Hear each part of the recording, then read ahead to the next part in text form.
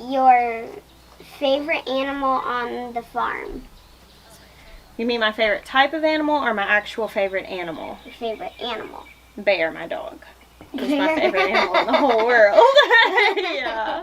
Bear is really sweet. For my favorite farm animals, it's hard for me to choose, but some of my goats I really, really like. We're real close. We've been friends for a long time. I like Pearl. Yeah, Pearl's really cute, isn't she? She's an extra cute She's goat. cute, and when anybody walks in the gate, she's like, I know, and her ears flop like this. Yeah. I like that too. That's really good. What is your favorite thing to do on the farm? I really like growing my garden. That's my Your favorite. garden? That's my favorite thing to do is work in my garden early in the morning. I like to come out here with my cup of coffee and just be quiet. It's my favorite quiet time. I like working in the garden too. Yeah. It's fun digging in the ground and planting, Yeah. covering it up and getting dirty. And it's so exciting when things start to grow, and then you get to harvest food, and you remember when you put the seed in the ground. That's really exciting. I'm like, I'm eating a bean from my garden. I always say, I grew this. Like every time we see a picture of that,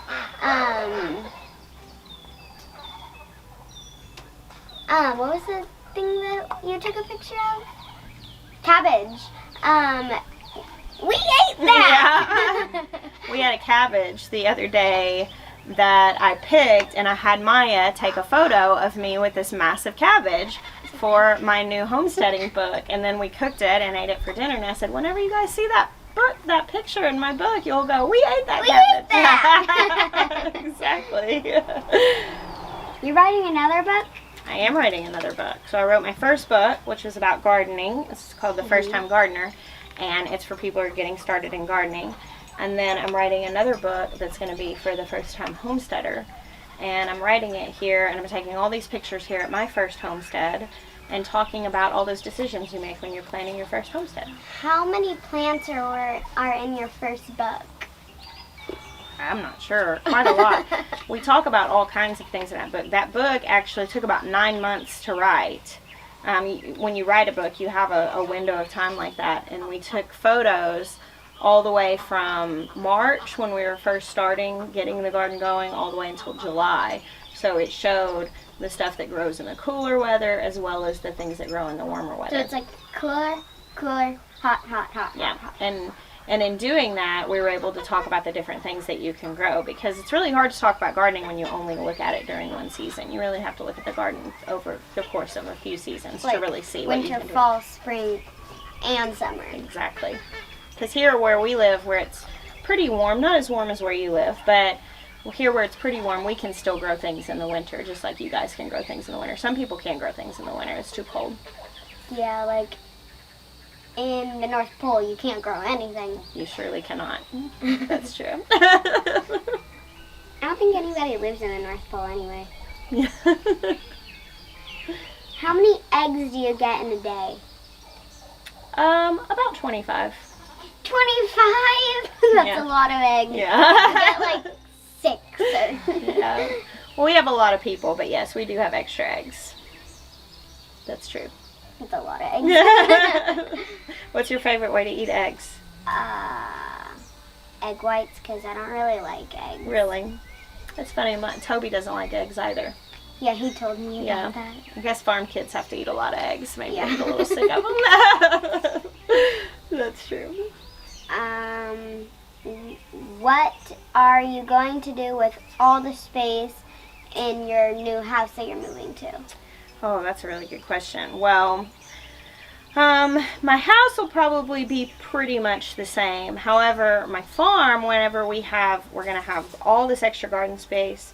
One of the things I really want to do that requires more space than I have now is I want to do a really big area where we grow in the ground, so we can grow things like corn. I haven't grown a lot of corn here. We can't grow corn. Yeah, because you need a lot of space to really grow much of it, especially whenever you have 5 hungry boys showing up at the dinner table every night wanting to eat all the food. I have to grow several plants of corn just for one dinner. So when we grow corn, our corn's like, yeah, that's how my corn has been. I have some growing right over there, but it won't get very big. only grown corn once because it's just not growing that big. Yeah, that's how it is. That's why I want to grow it in the ground where I can put lots of compost and feed it really well.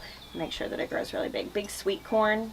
It's the best. Did you know that corn starts converting its sugars, which has sugars in it, it starts converting those to starch the minute you pull it off the plant. So it's best if you can eat it within a few hours of picking it, or freeze it, or put it in a can, or within a few hours of picking it. Because if you ever grow corn and you eat it and you're like, this isn't very sweet, it's because it's been picked too long. It's much sweeter when you eat it right away. Because it still has all that sweetness in it. Yeah. That's interesting, huh? That's what I want. I want to grow corn, and I want to pick it. I want to put it in the grill, and I want to put butter on it and eat it right away. Yeah, I like putting butter on my corn. Me too. Well, on our way to get here, we had like 5 corn spaces, and it was like never-ending corn. Yes, you drove through a lot of corn if you came up that way. There's a lot of corn that way. Yeah. You know what we grow here in Arkansas? You know what Arkansas is known for growing? What? Rice. Rice? Yeah, I know. Most people don't know that. Arkansas grows more rice than any other state in the United States. I'm the queen of rice and salad. Well, you're in the right place. How many animals do you plan to get at your new property? Well, I'm taking the animals. We've rehomed several of our animals, and most of the ones we have now we're going ahead and taking. So the only new animal I'm currently planning on getting at my new property is I would like to get some dairy cows, and we may go ahead and get 1 or 2 beef cows, which is cows you raise up to butcher, because we have a lot of grass and we want to do rotational grazing, and so we might need animals to help keep our grass down some. So cows will be the big thing that we get.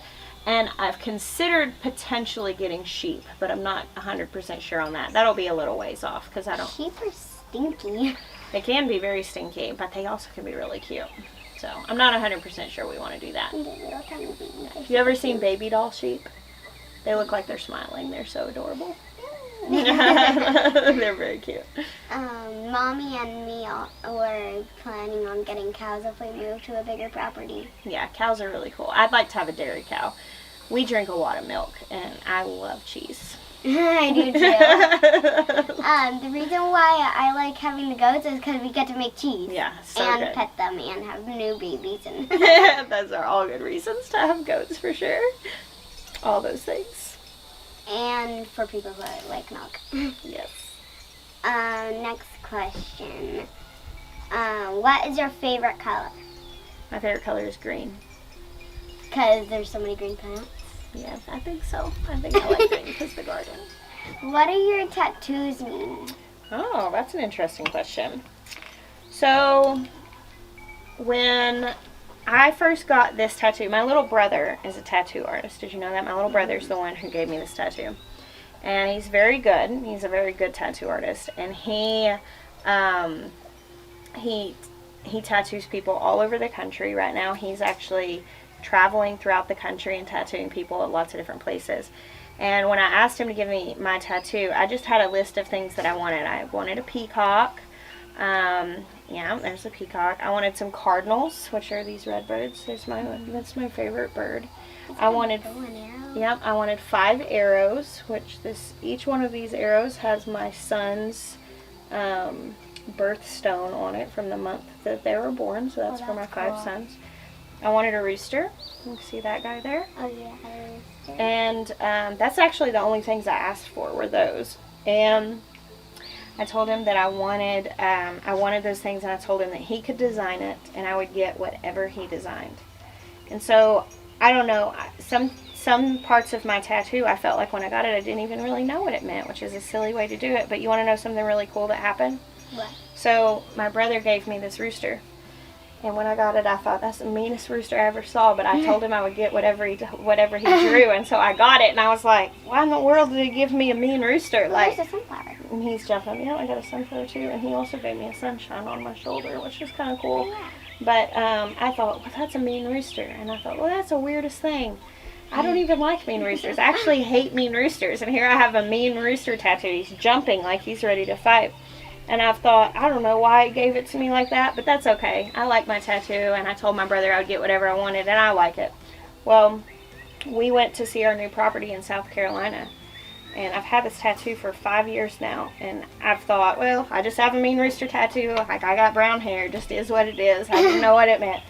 And we went to see our new property, and it was my first time since we bought our property to go there. And it's like, that's my home now, and I never lived there before, so I was there, and we were driving around exploring, and we drove to the closest city, the closest big city, and there's a college there, and they have a mascot, and it's the Gamecocks, which is a fighting rooster.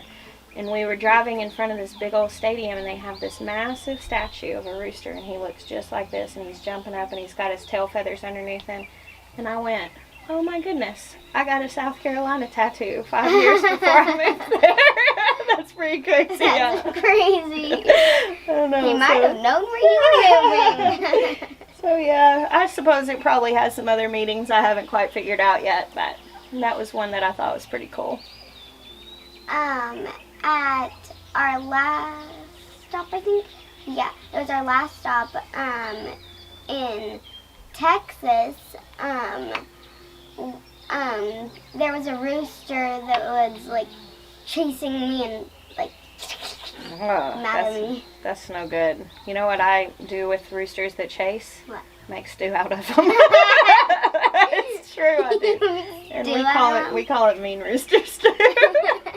We like to make it spicy. Because it's mean. Yeah. It's true. Mean roosters too. Yeah. And one time we had a rooster named Elvis, and he was real mean, and we ended up having Elvis and dumplings. That's true. We had this mean chicken.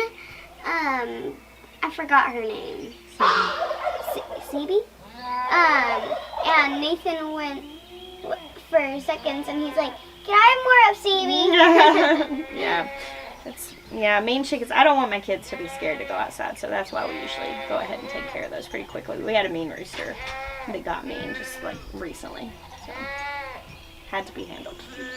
That's sad when you just have a rude rooster and it was a lot of money. Yeah. He was mostly just rude, and he wasn't a lot of money, so we weren't too bummed about him becoming a mean rooster stew. Mean rooster stew is a weird name. Yeah. It's just chicken soup. Yeah. Chicken noodle mean rooster stew. Do your boys like everything that you grow? No, they don't. They like some of the things I grow, and some of them like different things that I grow. They have their favorites. So some of my kids eat tomatoes, some don't. Some of them eat okra, some don't. I love okra. They all like cucumbers pretty well. And they all love melons and strawberries and all the fruit, the sweet fruit stuff. They all eat all of that. But they all eat, when I cook dinner, they eat it, and they'll at least try it. So that's our agreement. If they'll at least try something, then I appreciate that. And they don't have to finish it. They have to try it. Do you like everything that you grow? I do. I'm not a picky eater at all.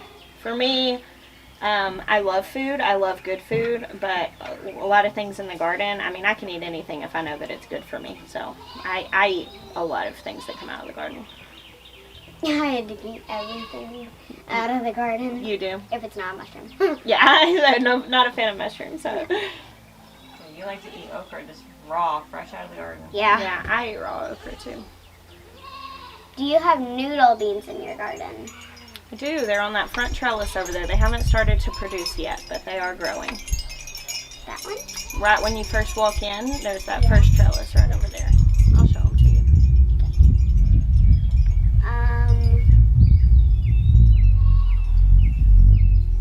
I love Kajari melons too. I heard that you like them, and I'm like, we need to grow them. Mommy has them. Yeah, I do. I actually have some of those growing over there too, but they haven't started to put on any melons yet. But I do love Kajari melons. I love Kajari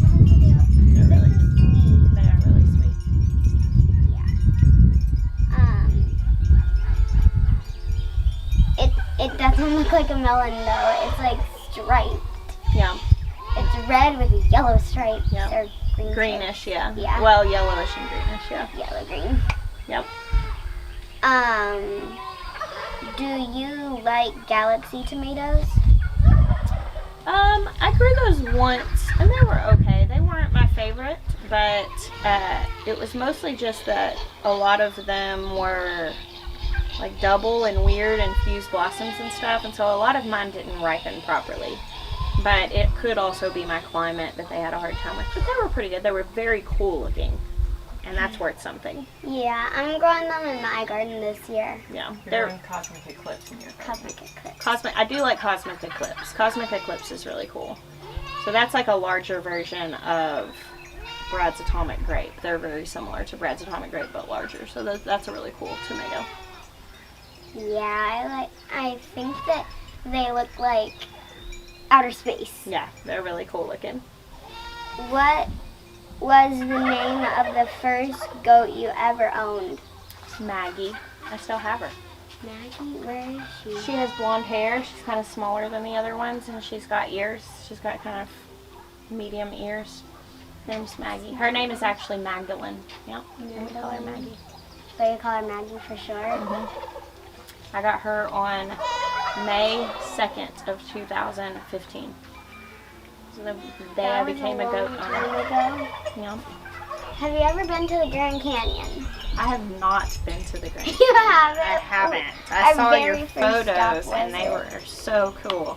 I would love to go to the Grand Canyon. That's definitely something that I would like to go do and a place I would like to go. I was so excited when we got there. I'm like, we're at the Grand Canyon. I will tell you, I have flown in an airplane over the Grand Canyon, which is Did you also look at the Grand Canyon? extremely cool, but I've never actually been there. Yeah.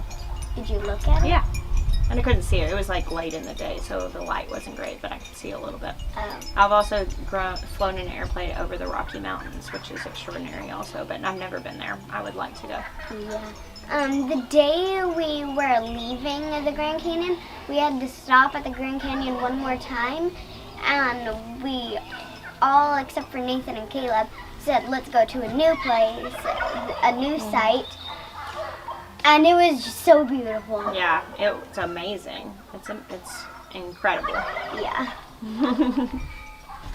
Have you ever been to Fort Worth, Texas?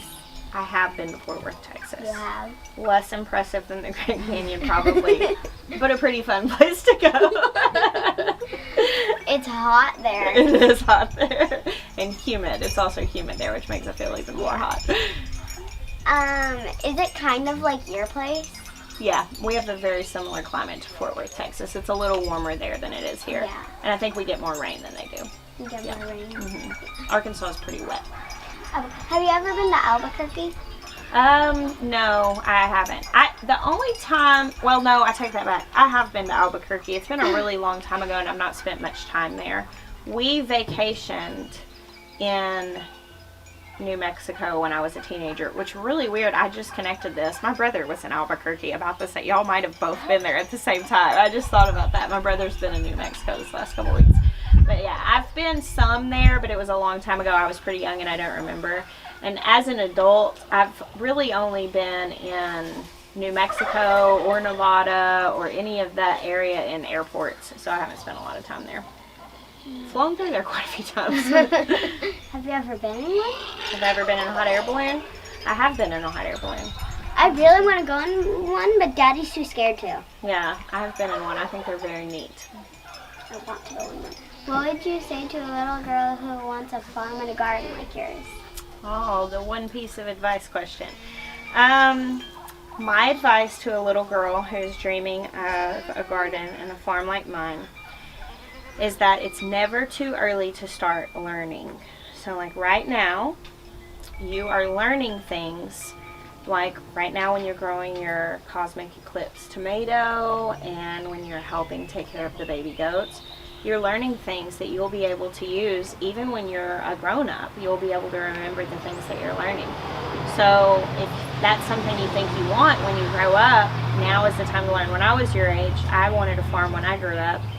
And so I actually asked my parents, and I Bye. So when I was little, I had a dream of having a farm, and so I wanted every opportunity. I ended up taking horse riding lessons and helping a lady take care of her farm, and I just wanted to spend as much time on a farm as I could because I wanted to learn. Now you have even greater opportunity to learn because of your mom being interested in having a farm. Those little buzzing things, they won't bother you. If they ever come near you, you just take a deep breath and you be as calm as possible, because if you freak out, then you'll scare them too. But if you're calm and you just calm yourself, then you'll be okay. So the best thing to do whenever something starts buzzing around you is take a deep breath and make sure that you're calm. Doesn't matter, even wasps. Like, you just get really calm and then you can move slowly away from them. That's the best way to do it. And sometimes I just think, for good measure, I'm like, I like you, bee. Let's take nice thoughts to it. I like bees, but I don't like bees. Yeah, I don't want to be stung by them. But you have a great opportunity because of the fact that your mom is into these things. So you get lots of learning opportunities. So it's never too early for you to start learning. It's never early to start learning, and you'll be able to use those lessons later. I actually fed Pearl. Yeah, that was a good lesson, huh?